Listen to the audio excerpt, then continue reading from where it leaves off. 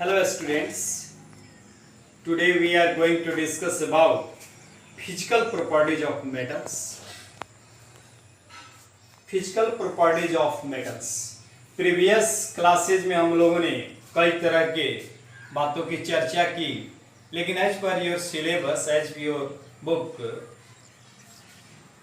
I am going to talk about physical properties of metals. जैसा कि हम लोग देखते हैं कि जैसा नॉन मेटल्स जैसे हैं, कार्बन है, ऑक्सीजन है, नाइट्रोजन है, सिलिकॉन है, इनकी उपस्थिति हमारे लिए कितनी बहुत जरूरी है। और जैसा कि बहुत से नॉन मेटल्स हैं, उनके बगैर तो हमारी ज़िंदगी की अभी कल्पना ही नहीं की जा सकती है। जैसा कि हम लोग देखते हैं कि 78% एयर में नाइट्रोजन है। अर्थ क्रस्ट पे सबसे ज़्यादा मात्रा ऑक्सीजन की है नॉन मेटल्स में, सेकेंड लार्जेस्ट है सिलिकॉन। तो इस तरह से उसका भी अपना इंपॉर्टेंस है, हम आने वाले दिनों में देखेंगे। और यहाँ तक कि कार्बन जो नॉन मेटल्स है, उसकी तो उपस्थिति प्रोटीन्स हो, चाहे विटामिन्स हो, चाहे कार्बोहाइड्रेट्स हो या फैट्स हो, सब जगह है। एंजाइम्स हो, सब बिना उसके उपस्थिति से बन ही नहीं सकता है। But in this time we are going to discuss about one by one properties of metals by one, that is called luster. Metals are lustrous. इसका मतलब क्या है? नेचुरल साइन, उनमें एक पिक्यूलियर साइन होता है, चमक।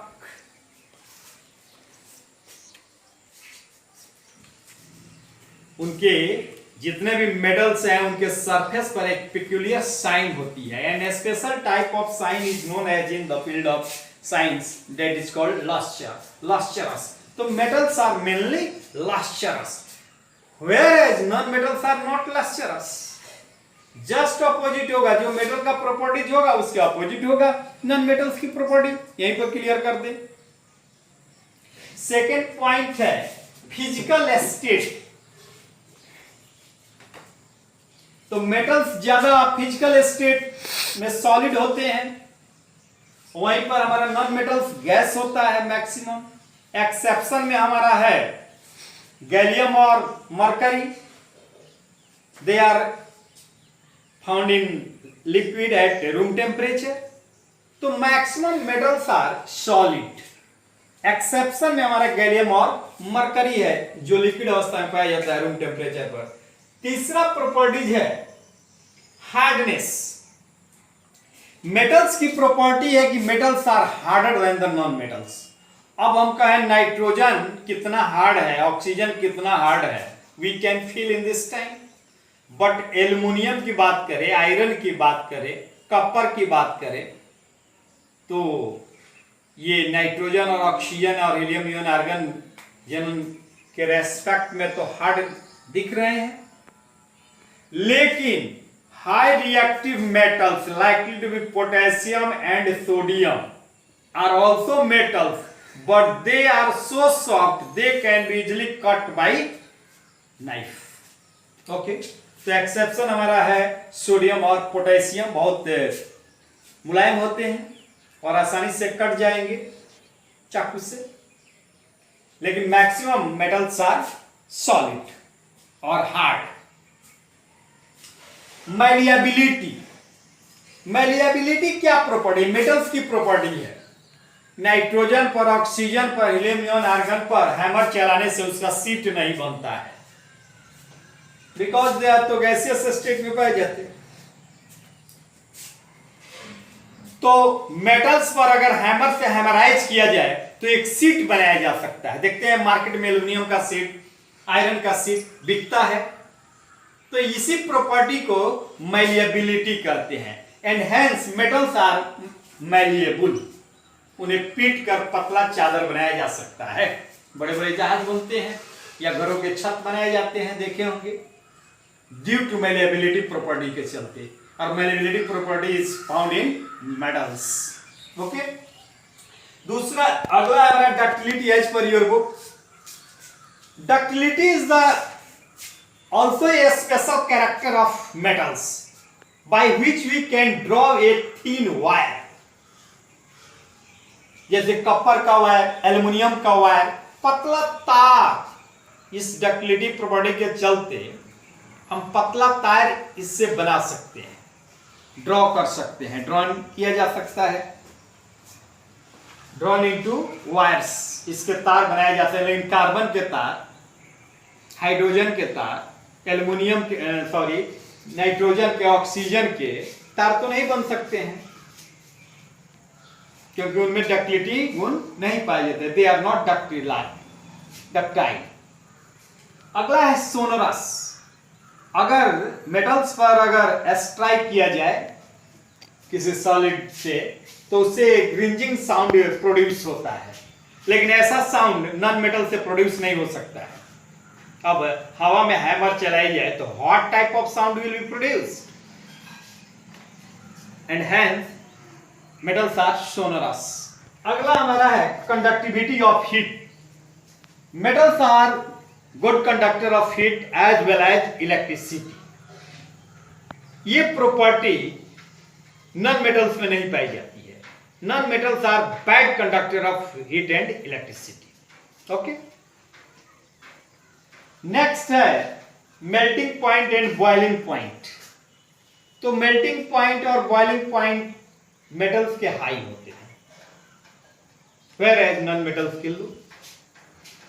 So these are the some physical properties of metals and just opposite physical properties of non-metals.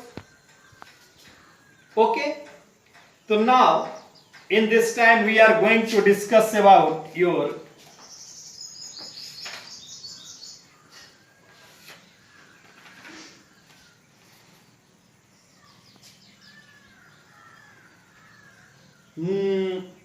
Chemical properties of non metals. और ऐसे भी आपकी बुक में दिया हुआ है एक 10 पॉइंट्स का differences between properties of non metals and metals, उसको जरा देख लीजिएगा। ओके, जो बातें मैंने कही वही बातें इसमें है सेम। तो now we are going to discuss about chemical properties of metals. तो जैसा कि मैंने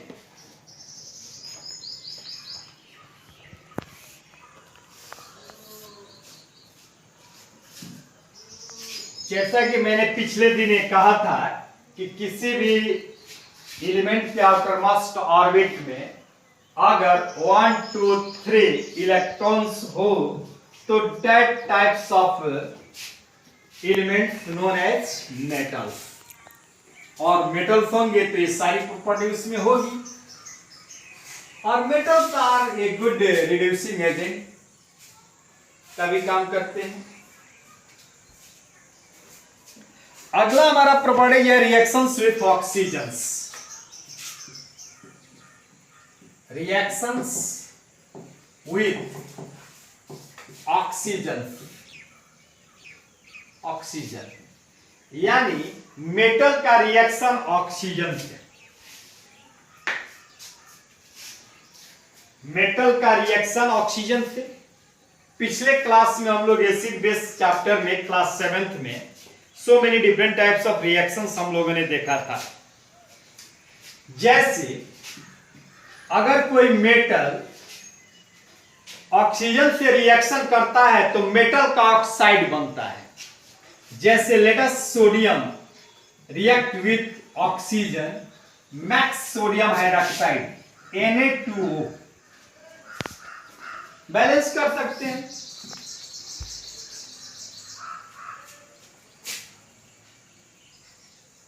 तो 2 है तो यहां कर देते हैं 2, तो ये हो जाएगा हमारा 4। बैलेंस इक्वेशन हो गया। अगर सोडियम मेटल है उसका रिएक्शन ऑक्सीजन के करते हैं तो इस मेटल का ऑक्साइड बन रहा है, that is called sodium oxide. Sodium oxide. और हमने पढ़ा है क्लास 7th में कि metals oxides are basic in nature, और इसका नेचर क्या होगा? बेसिक नेचर का होगा, बेसिक नेचर। यानी रेड लिटमस इसमें अगर डालेंगे तो ये ब्लू हो जाएगा। तो यानी बेस होते हैं। ओके, अब अगला क्वेश्चन, अगला एक और एग्जांपल ले लेते हैं। अगर पोटेशियम है, इसका रिएक्शन O2 से कराते हैं तो क्या बनेगा? K2O, यानी पोटेशियम ऑक्साइड, पोटेशियम ऑक्साइड। ये भी बेसिक इन नेचर, ये रेड लिटमस को ब्लू में कन्वर्ट कर देगा, and hence it is known as base. तो oxides of metals are known as basic in nature and they are called metal oxides। जैसे यहां सोडियम ऑक्साइड, पोटेशियम ऑक्साइड। अगला हमारा ले सकते हैं example, magnesium plus oxygen react करेगा MgO, और ये रिएक्शन मैंने कैसे होगा ये बताया है कि मैग्नीशियम की वैलेंसी 2 होती है, ऑक्सीजन की भी 2, दोनों कैंसिल, इसलिए MgO, या पोटेशियम का 1, ऑक्सीजन का 2, तो KTO क्रिस क्रॉस के द्वारा। ये सारी बातें हो चुकी है। ओके, ये रही बात रिएक्शन से। या और भी ले सकते हैं, कैल्शियम का रिएक्शन प्लस O2 क्या होगा? CaO, calcium oxide. बैलेंस कर दो, सब बैलेंस कर देना चाहिए।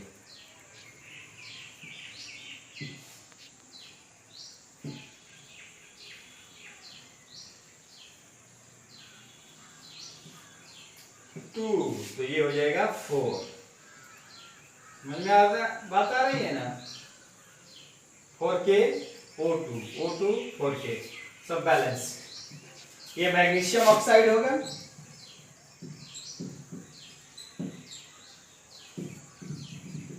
ये पोटेशियम कैल्शियम ऑक्साइड होगा,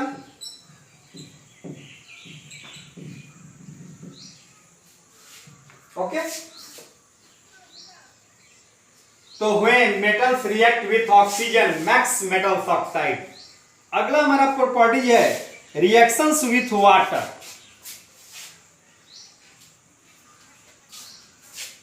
रिएक्शंस विथ वाटर यानी मेटल्स कैसे वाटर से रिएक्शन करते हैं।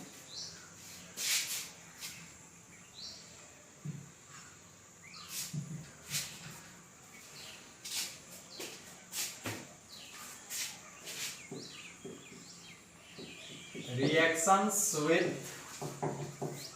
water, okay. तो क्या किसका रिएक्शन? तो ले लीजिए मेटल प्लस वाटर, क्या बनेगा? तो ये बनेगा base plus hydrogen gas. Hydrogen gas निकलेगी। जैसे देखते हैं हम लोग, एक एग्जांपल लेते हैं। मेटल, कौन सा एग्जांपल ले लिया जाए? सोडियम, सोडियम प्लस H2O,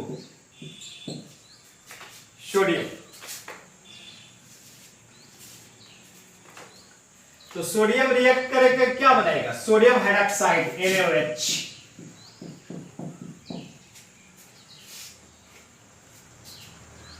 और plus hydrogen gas will be evolve.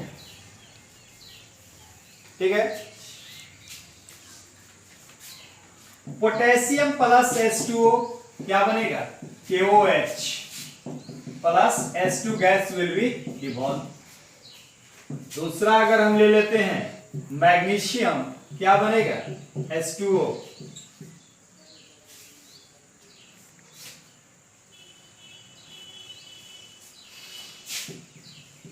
MgO plus H2, magnesium oxide.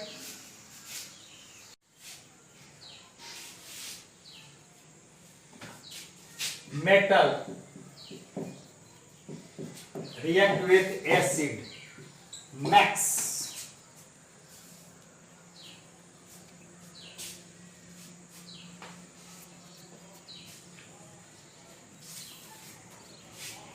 तो बनेगा हमारा साल्ट प्लस हाइड्रोजन, यही ना। देखो अगर सोडियम मेटल ले लेते हैं और एसिड HCl ले लें एक्वस, तो क्या बनेगा? Sodium chloride aqueous plus hydrogen gas will be evolve. Okay, अगर दूसरा हम ले लेते हैं मैग्नीशियम और प्लस HCl, क्या बनेगा? Magnesium chloride. बहुत सारे रिएक्शन उस दिन पहले भी हम लोग 7th क्लास में किए हैं। H2 gas will be evolve. तीसरा अगर हम ले लेते हैं कैल्शियम प्लस HCl एक्वस, क्या बनेगा? CaCl2 plus H2 gas will be evolve. देख रहे हैं कि हर हाल में एक साल्ट बन रहा है और hydrogen gas will be evolve when metal react with N acid है। अगर हम ले लेते हैं एक और देख लेते हैं, अगर जिंक लेते हैं और H2SO4 लेते हैं सल्फ्यूरिक एसिड, तो क्या बनेगा? Zinc sulphate ZnSO4 plus H2 gas will be evolve. तो एवरी केसेस देख रहे हैं कि एक साल्ट, एक अलग तरह का साल्ट और हाइड्रोजन गैस हर केसेस में बन रहा है।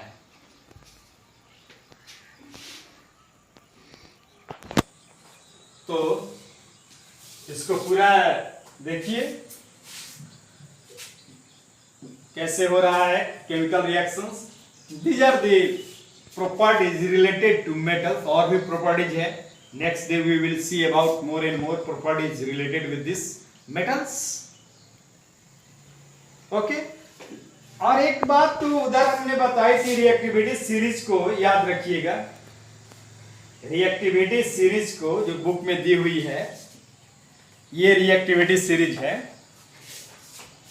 मैंने कई बार बताया है, जैसे पोटेशियम है, सोडियम है, इसमें बेरियम भी दिया है, कैल्शियम भी दिया है, मैग्नीशियम दिया है, एल्युमिनियम दिया है, zinc, Fe, nickel, Sn, Pb, H, copper और उसके नीचे सिल्वर, तब गोल्ड और तब प्लेटिनम। लिस्ट ये डिक्रीजिंग ऑर्डर में है। सबसे most reactive potassium, sodium, barium, calcium, magnesium, aluminium, zinc, iron, nickel, tin, PB, lead, hydrogen, copper, silver, gold, that is last platinum. हर किताब में अलग अलग थोड़ा और भी देता है, ज्यादा बढ़ा देता है एलिमेंट्स की संख्या, इससे घबराना नहीं है। ओके, तो इसको याद रखिएगा। तो आने वाले रिएक्शन, जैसे reactions with bases, how metals react with bases. अभी तो हम लोगों ने देखा कि metals react with acid, but next में हम लोग देखेंगे how metals react with bases, और उसके बाद देखेंगे कि how metals react with other such types of compounds। Displacement reaction की बात आएगी तो वहां इसकी चर्चा होगी, वहां इसकी जरूरत पड़ेगी, इसलिए आज ही याद रखिए इसे पूरा, एक सांस में याद कर लीजिए। Sodium, potassium, sodium, barium, calcium, magnesium, aluminium, zinc, iron, nickel, SNS, PB, hydrogen, copper, silver, gold and platinum. तो इसको डिस्प्लेसमेंट रिएक्शन में इसकी जरूरत पड़ेगी। तो next day we will see reaction between metals with bases, okay, and displacement reaction की हम लोग चर्चा करेंगे। तो आज के लिए इतना ही, बस, थैंक्स।